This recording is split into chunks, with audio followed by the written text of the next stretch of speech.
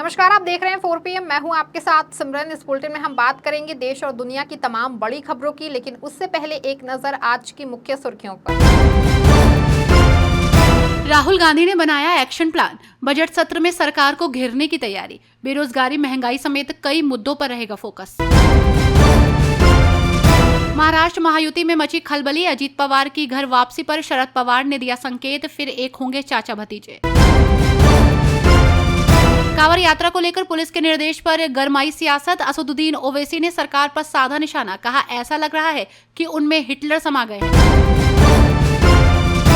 कांवड़ यात्रा को लेकर पुलिस के निर्देश पर गरमाई सियासत, कांवड़ यात्रा वाले आदेश पर भड़के पवन खेड़ा, कहा क्या हिंदुओं का बेचा गया मीट दाल भात हो जाता है। बिहार विधानसभा चुनाव को लेकर तैयारियों में जुटी पार्टियां, सीएम नीतीश की पार्टी को लगा बड़ा झटका, बड़े नेता ने जेडीयू का छोड़ा साथ। सपा मुखिया अखिलेश यादव इस समय आक्रामक मोड में बने हुए हैं। इस बीच अखिलेश ने मानसून ऑफर दे दिया है, जिससे सियासी पारा बढ़ा हुआ है। लोकसभा चुनाव के परिणामों ने उत्तर प्रदेश में समाजवादी पार्टी को बूस्टर डोज दे दिया है। सत्तारूढ़ बीजेपी के अंदर हफ्ते भर से खलबली मची है। वहीं 37 सीटें जीतने वाली सपा फिलहाल फुल फॉर्म में दिख रही है। गुरुवार को अखिलेश यादव ने बीजेपी के कथित बागी धड़े को मॉनसून ऑफर दे दिया है। हालांकि ये वाकई सत्ता के समीकरण बनाने का कोई ऑफर है या सिर्फ तंज, इससे पहले ये जान लेना जरूरी है कि सपा के इस दावे में कितना दम है, क्योंकि 2022 के विधानसभा चुनाव में सपा सिर्फ 111 सीटें जीत सकी थी। अभी फिलहाल सपा के 105 सदस्य हैं। महाराष्ट्र में विधानसभा चुनाव को लेकर सियासी सरगर्मी अभी से तेज है। इस बीच शिवसेना के राज्यसभा सांसद संजय राउत ने महाविकास अघाड़ी की सीटों को लेकर बड़ा दावा किया है। महाराष्ट्र में इस साल के आखिरी में होने वाले विधानसभा चुनाव को लेकर सियासी सरगर्मी अभी से तेज हो गई है।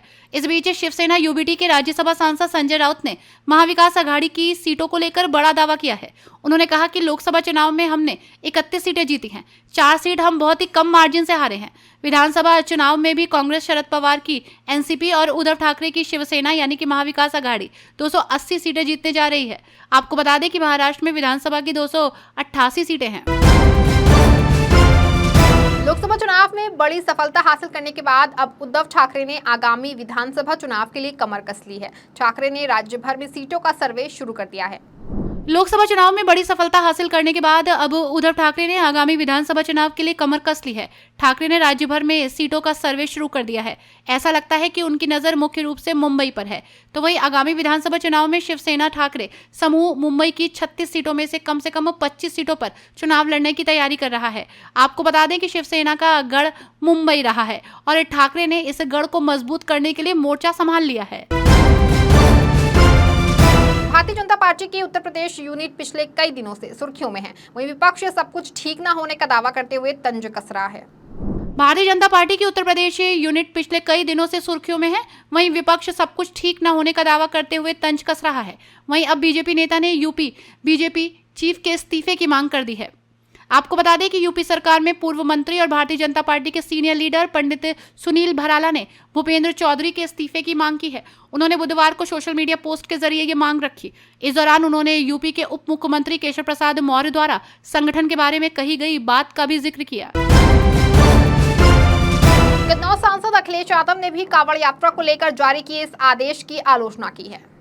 उत्तर प्रदेश में कांवड़ यात्रा की तैयारियां शुरू हो चुकी हैं। इसे लेकर मुजफ्फरनगर पुलिस ने एक निर्देश जारी किया था, जिसके मुताबिक यात्रा के मार्ग पर पड़ने वाले तमाम होटल, ढाबों और फल विक्रेताओं को अपनी दुकान और ठेले पर मालिक का नाम चस्पा करना होगा। इस आदेश को लेकर विपक्षी दलों के नेता लगातार यूपी सरकार पर निशाना साध रहे हैं। आपको बता दें कि कन्नौज सांसद अखिलेश यादव ने भी कांवड़ यात्रा को लेकर जारी किए गए इस आदेश की आलोचना की है।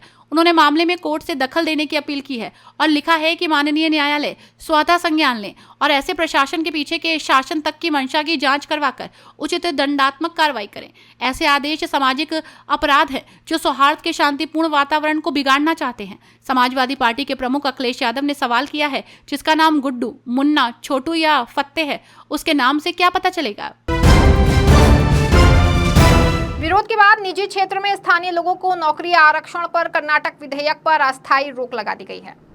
निजी क्षेत्र के संगठनों, उद्योगों और उद्यमों में कन्नड़ लोगों के लिए आरक्षण प्रदान करने के लिए कैबिनेट द्वारा अनुमोदित विधेयक को अस्थायी रूप से रोक दिया गया है, क्योंकि इस कदम की व्यापारिक नेताओं और दिग्गजों ने तीखी आलोचना की है।